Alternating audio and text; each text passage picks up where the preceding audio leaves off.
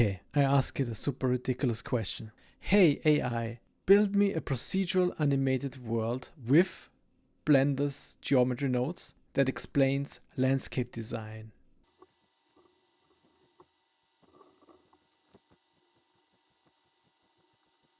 Whoa, whoa, whoa, whoa, whoa.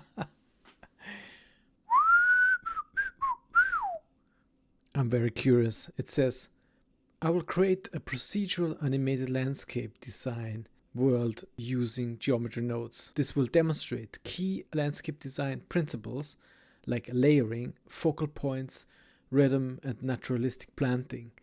Let me start by checking the scene and building this step by step. Those trees look very interesting. Okay, let's see what it wants to do. Allow.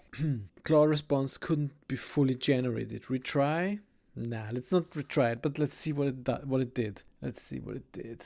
Let's play this. Let's play what it created here. Balance, focal point, rhythm, layering, and yeah, those plants grow. The path looks a bit lost. Looks like a pipe, like an MEP pipe, somehow just halfway buried in the ground. Okay, let's see where that is. Created a lot of stuff. Pond, where's the pond? Okay, there's a pond somewhere. Camera, terrain. Okay, let's have a look. I mean, it's quite impressive. Now, the problem is, who would ever understand this? You could dissect it somehow.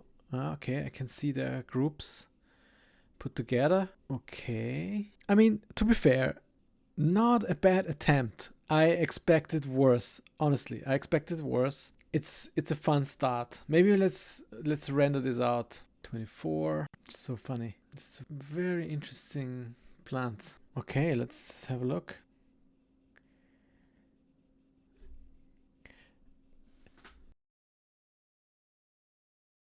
Okay, to be honest, I don't know how to build this. I mean, I know a little bit about geometry nodes. So maybe I'm just asking the wrong question. Okay, that was a bit nonsense. I totally agree. It was on purpose. Although I have to say, it tried really hard and it created a procedural landscape. It created instances for plants, which it were able to animate over time. They grew over time. Pretty cool. And it created a animation and it tried to explain something. I'm not sure. It just got too far and then probably realized it's not great. So then it stopped. Now, what I really want is something like this. A garden which assembles itself, layers of the landscape are rising, the sun is looping, clean motion, elegant visuals. That's what I want. Maybe the grass is moving with the wind. That's what I want. If I ask AI for a full solution, it creates this. It overcomplicated graph. I wouldn't be able to decipher. Wrong nodes, probably. Vague explanation. But at the same time, it has knowledge, which I don't have. So maybe the problem isn't AI or the model I'm using. Maybe the problem is that I'm asking the wrong question. I need to just learn it. And the problem is with Blender is the geometry nodes are around for quite a long time. But every time I open the software, they change the wording. It's probably always in the background. It's always the same thing. But I have a different name. The layout on how to find things is different. So it makes it really hard for me to learn it. Now, can AI actually teach me how to use the geometry nodes? That's the question. What, for example, are fields? How to use instances properly? What is time inside Blender? How to build a clean loop? I did things before, but I never got to the point where I was confident. Yes, now I know the software and I know how to use geometry nodes. Let's maybe ask. In that case, it's Claude AI, and we can of course try other language models. Let's maybe ask it to just, can you teach me step by step on how to use the geometry nodes? Let's start with a procedural terrain. Great choice. Geometry nodes is incredibly powerful, and building a procedural terrain is perfect. The perfect way to learn the fundamentals. Let me teach it step by step. Building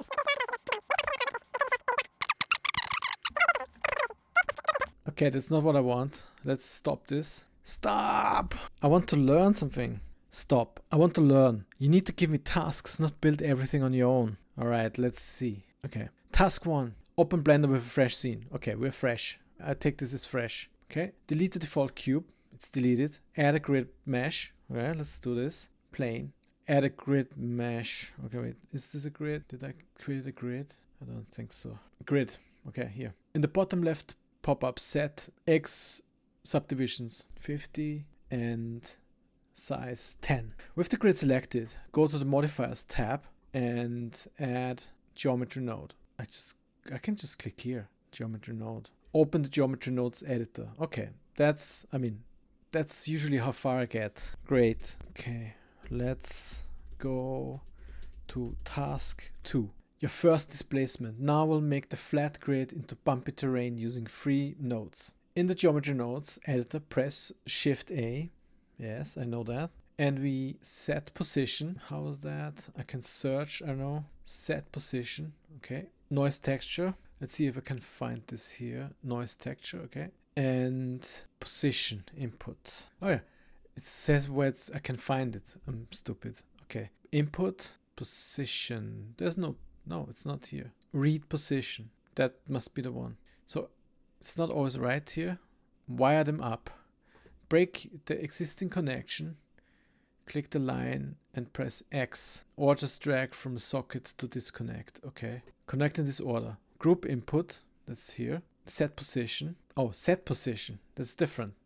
Oh no, set position is here. Okay. Into set position. Yeah. The group output. Alright. Position into noise texture vector. A noise texture factor into offset. No, it doesn't. What should happen? Your grid should now look scrambled, exploded in a weird way. That's expected. The noise is moving vertices in all directions. Actually, it moved the whole grid, not individual vertices. Please check my geometry node. I found the problem. Okay, let's see. Task 2. Fix and combine XYZ. You need one more node to convert the float to a proper vector. Okay. Press Shift A. Utilities. Okay. Combine XYZ. Oh, yeah. Okay. Yes. Okay. Yeah, now it works. Yes, I understand. Right now the terrain height is fixed. Let's make it adjustable from the modifier panel. Press Shift A. Okay, we make it adjustable. Cool. I mean this. Alright, maybe let's follow. Let's see how good it is as a teacher. Until now I can still follow. Put the math node. Okay, math. Let's see. Math. Put the math node between noise texture and combine XYZ. Yes, because at the moment it just moves between 0 and 1. So on the math node, set the bottom input to 2. Just type it in. What should happen? Your terrain should now be twice as tall.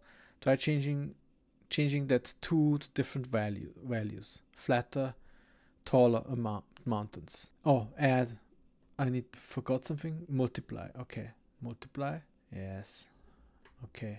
Your terrain should now be twice as tall. Yeah. Bonus challenge. Optional. Can you figure out how to expose that multiplier to the modifier panel? Look at the group input node. You can add new inputs. Yes, I did that in the past. I see. So now I have a slider here, which I can change this. Interesting. And could I change this name? Okay, look at the group input node. You can add new inputs by dragging from its empty socket or through the group menu. And you can animate that, of course. Yes, here. I know. Height. Cool. Yes. Group menu. This is the group menu.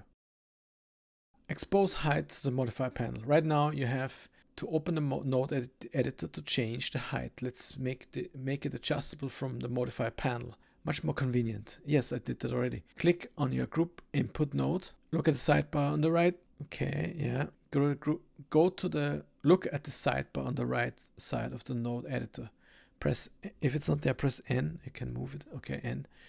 Go to the group tab in the sidebar. Click the plus button. Add a socket. Rename it to height. Set the type to float. How do I do this? It's float already. It created a new socket. Click on it.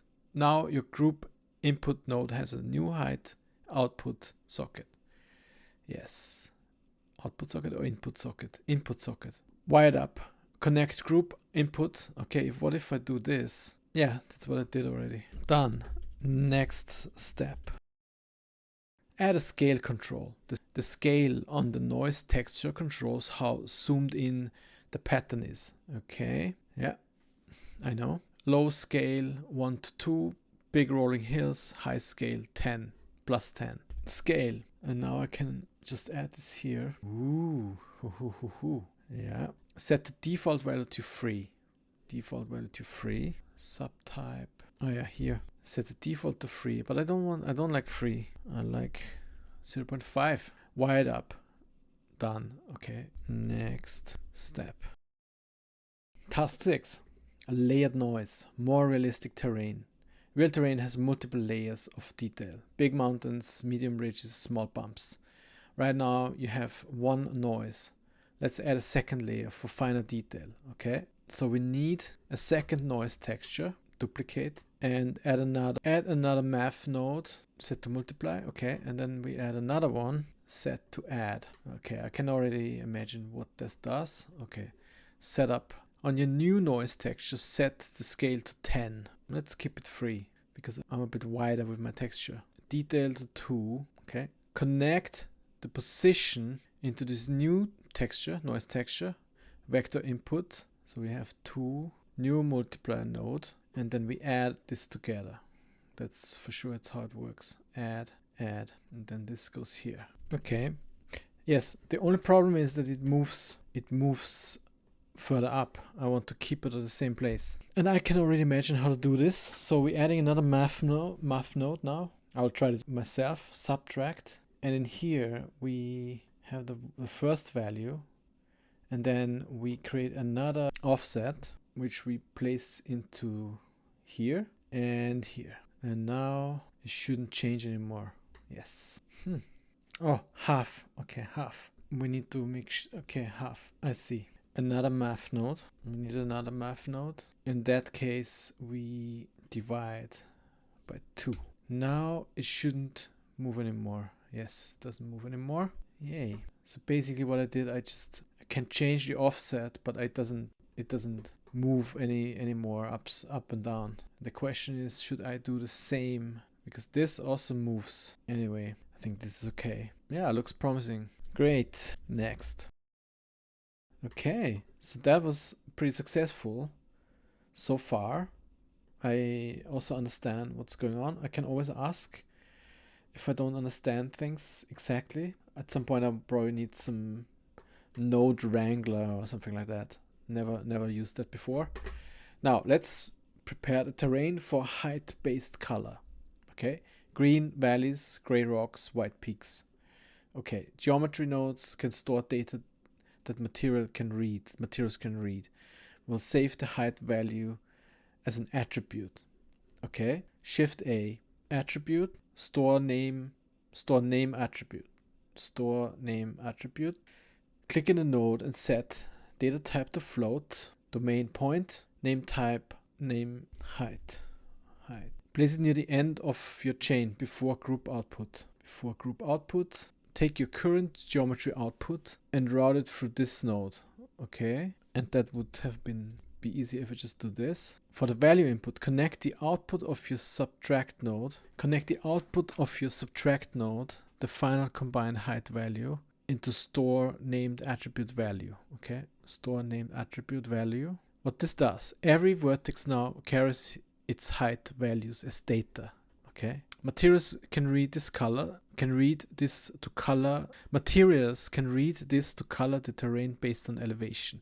Let me know when you're done. Next, we'll create the material. Change one of the editor panels to shade editor. Maybe just add another one here. Shade edit. I'm a bit rusty with this, but yeah. Okay, here we are. On the terrain, click new to create a new material. I guess here, new. You'll see principal BSDF material output already there. Okay, yes, I see that. Now add these nodes. Shift A, input attribute. Okay, I guess I cannot put here height, so put height in here, and then convert color ramp. Okay, Shift A, convert. Oh, there's no converter. That's why I know there's a color ramp, of course. Color. Now wire it up. Attribute factor goes into the color ramp, and I think here it means the color goes into the yes, base color. Yes. Wow. Click the left color stop, set it to dark green. Okay, dark green. Click the right color stop and set it to, it's already white. Am I using something wrong here? No. Okay, just added a sunlight because I couldn't see anything. Now I'm in the material preview. I'm not sure if it works exactly on how it should. It says add more color stops. Okay, let's add more color stops here. Let's make just a different color. It looks promising, but it's not exactly what I was looking for. This still doesn't work. It's almost like as if this also has some sort of noise on it. Random walk. It definitely looks psychedelic. Ooh, it's more likely, but still, the white is very weirdly.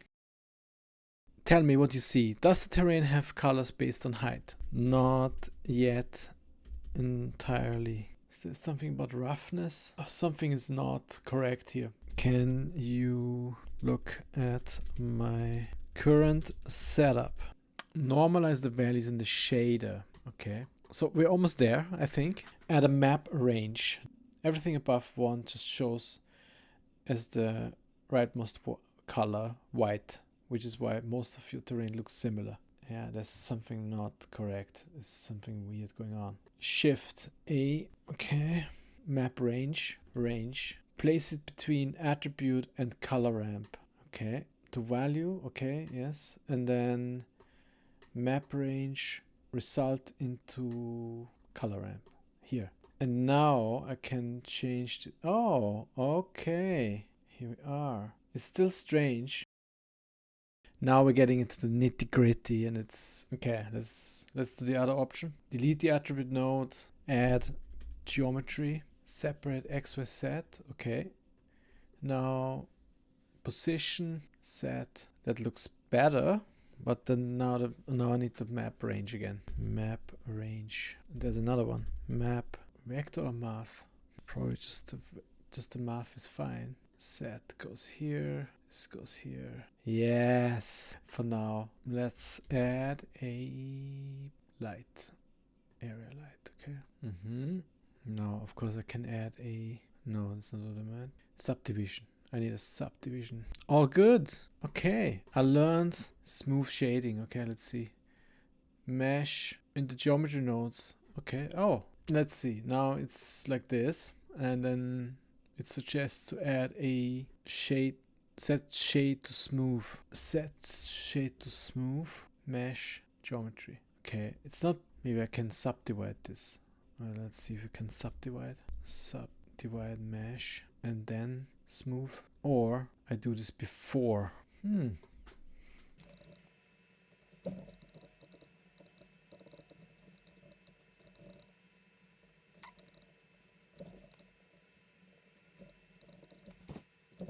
Okay, your terrain should now look smooth and natural. Yes, it does. But instead of like adding just a smooth shader, I added actually the subdivide mesh here.